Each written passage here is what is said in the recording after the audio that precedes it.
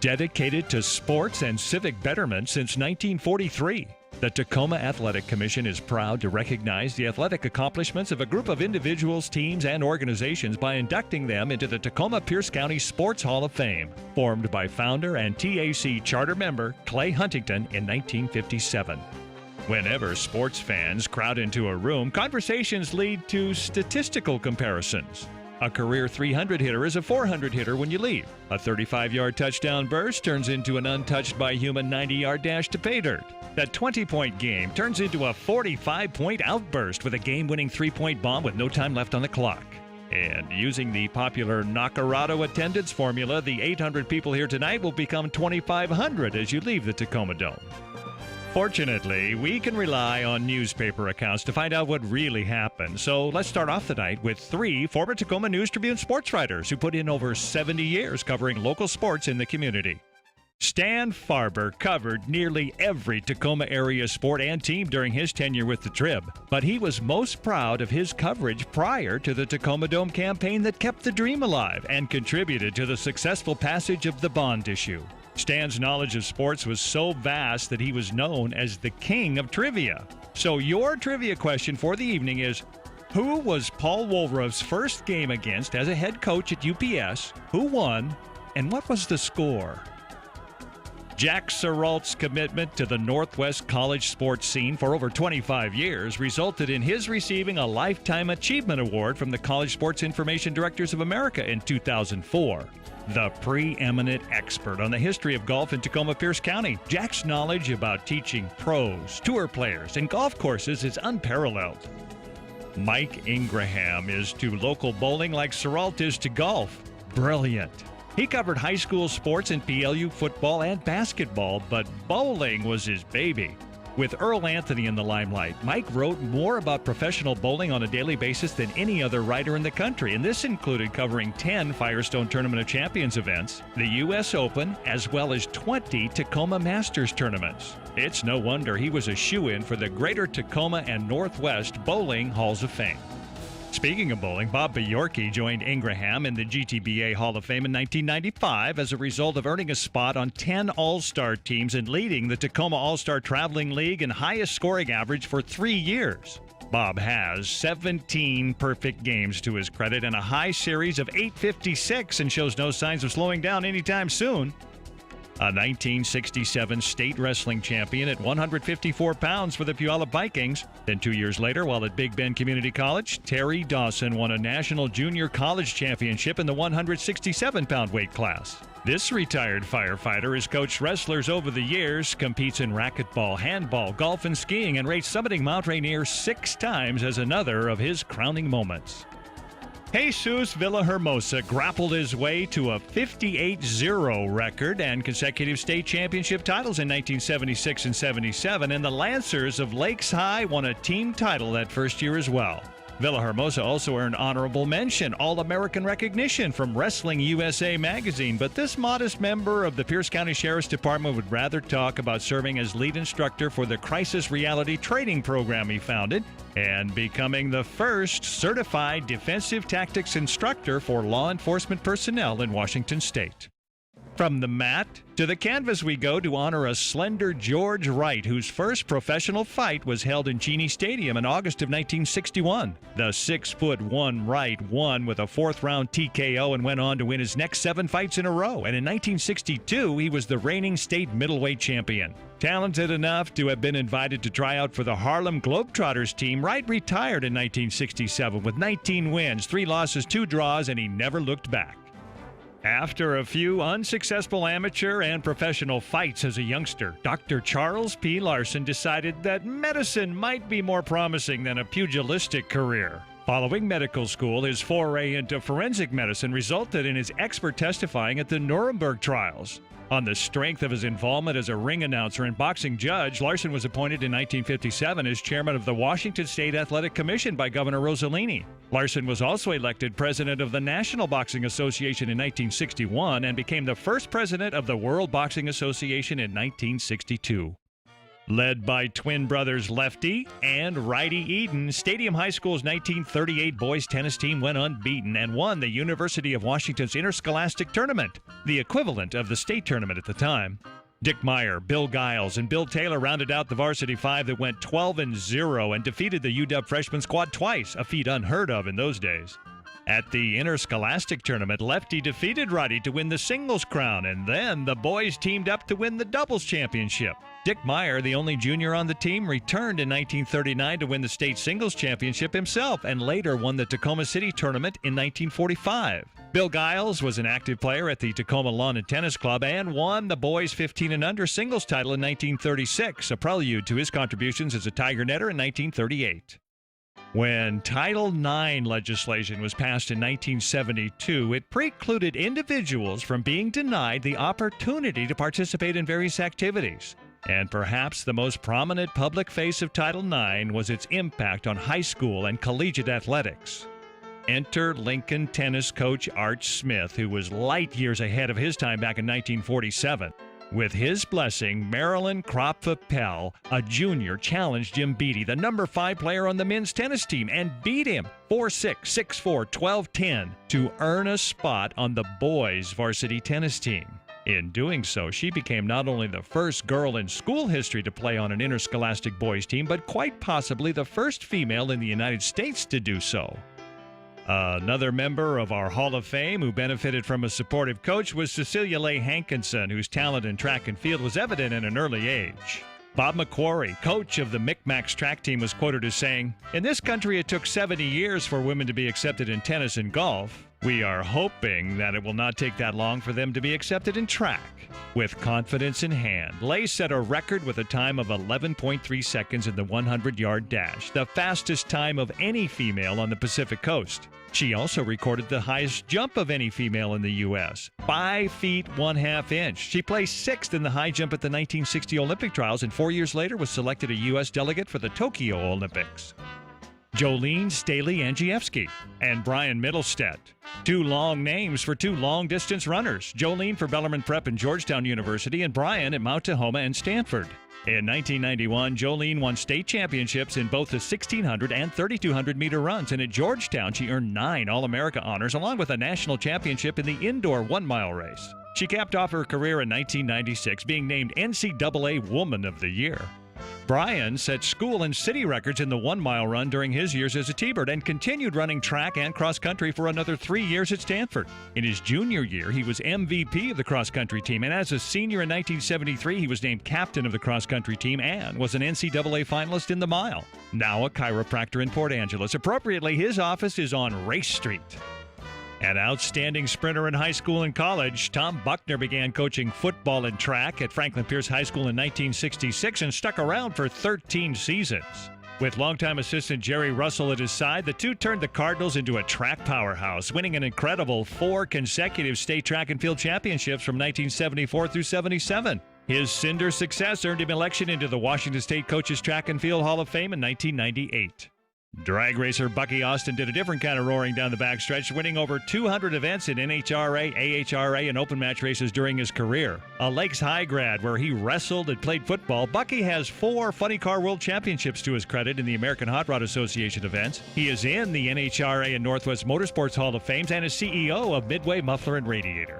He'll flip over Lindsay Lauderdale, an all-around and floor exercise champion as a 14-year-old at the National Championships in 1992. As a junior Olympian, Lindsay carted home 9 Pacific Northwest gold medals, including 3 all-around titles. A Mount Tahoma grad, Lindsay used her acrobatic talents as a diver and won 3 league crowns in addition to competing at the state meet 3 years in a row.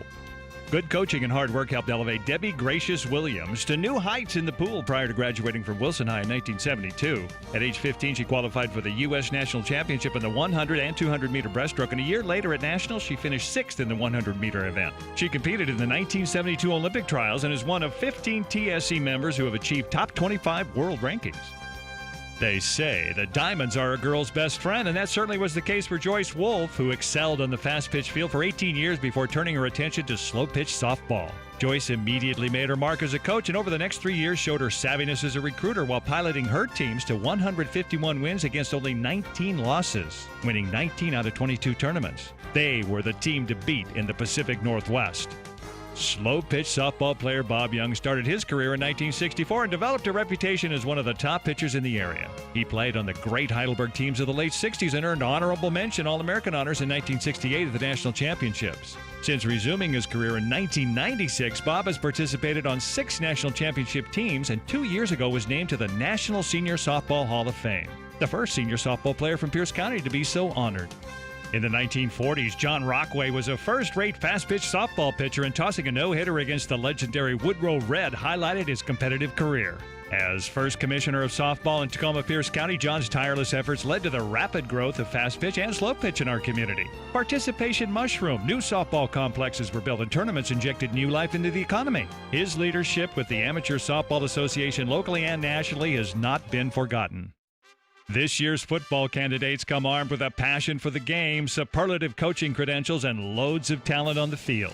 Ed Bemis paid $50 and became founder and owner of the Pierce County Bengals, who won a league title their first year in 1973, a West Coast crown in 1977, and they were named national semi-pro champions in 1979. In 9 years, they compiled a stargazing 88-8-1 record and provided countless opportunities for players seeking college scholarships, pro opportunities, or for those who just wanted to play one more game before hanging up the cleats. A member of the Washington Coaches Hall of Fame for both wrestling and football, Harry Byrd compiled an enviable 82, 40, and 9 record while at the helm of the Wilson Rams. The Rams won 5 City League titles and 1 AP State Championship under Harry, whose life came to an abrupt end doing what he had done most of his life, coaching, as Byrd collapsed at halftime of a football game and died an hour later. Paul Walrus spent 19 years on the University of Puget Sound coaching staff and was inducted into the UPS Hall of Fame in 2005.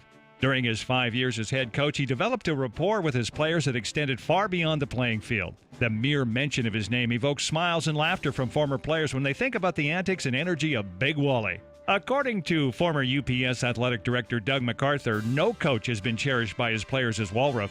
John Heinrich was a legend. Bob Ryan was highly respected. Walrus was loved.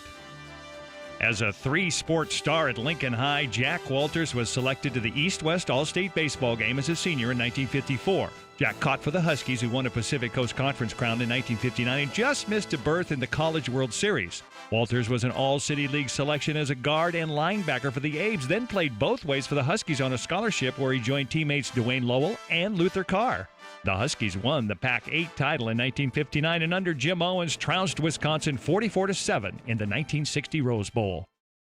Greg Freiberg received All-City and All-State first-team honors his senior season as a center and linebacker in 1948 at Stadium High School. Then he took his gridiron talents across the mountains to play for the Cougars of WSC. He was a 3-year starter at linebacker and upon graduation immediately began a coaching career that led to becoming the first-ever football coach at Mount Tahoma High School in 1961. He then spent 18 years as the school's athletic director before retiring.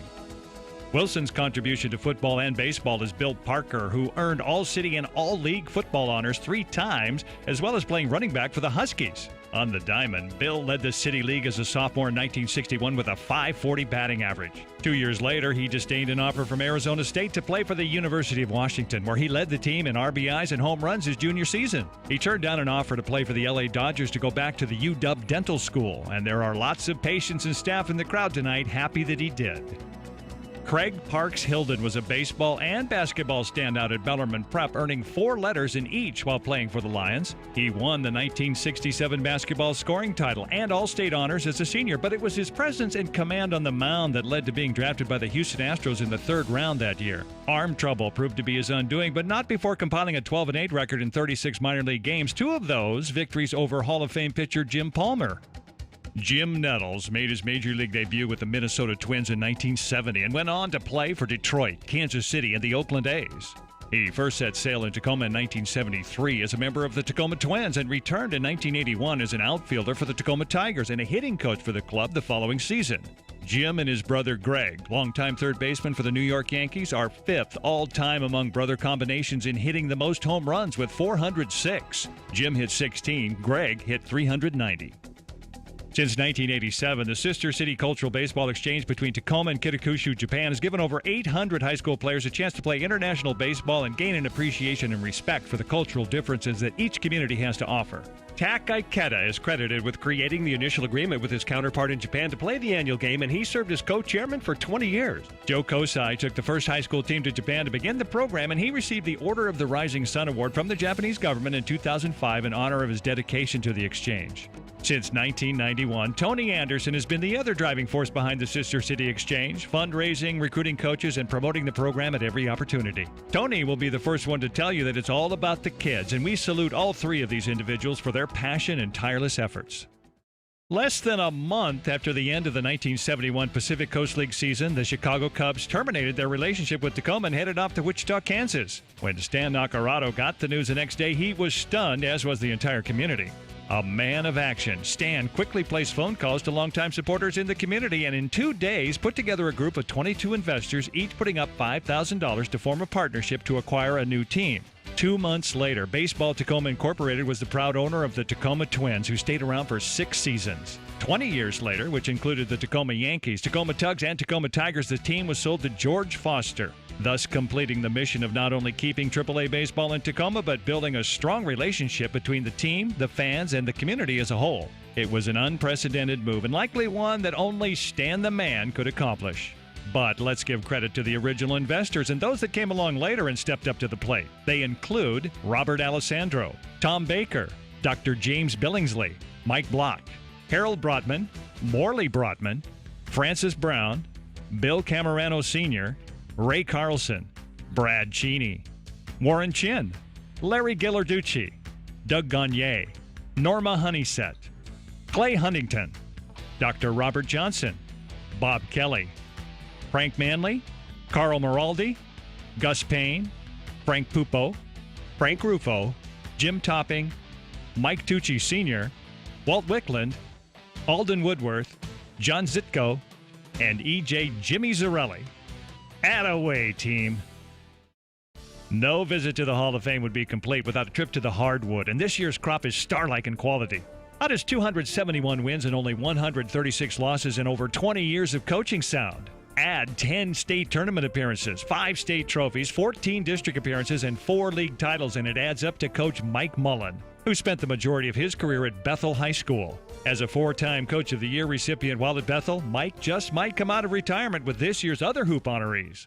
Our savvy backcourt veteran is Bob Angeline, who enjoyed a stellar career at the College of Puget Sound in the late 40s, where he was the scoring leader and an all-conference guard his junior and senior years. Bob played in the NAIB tournaments in Kansas City twice, and while playing in an AAU league, the diminutive guard broke a 15-year-old scoring record with 33 points in a game. Back in 1952, that was a heck of a lot of points.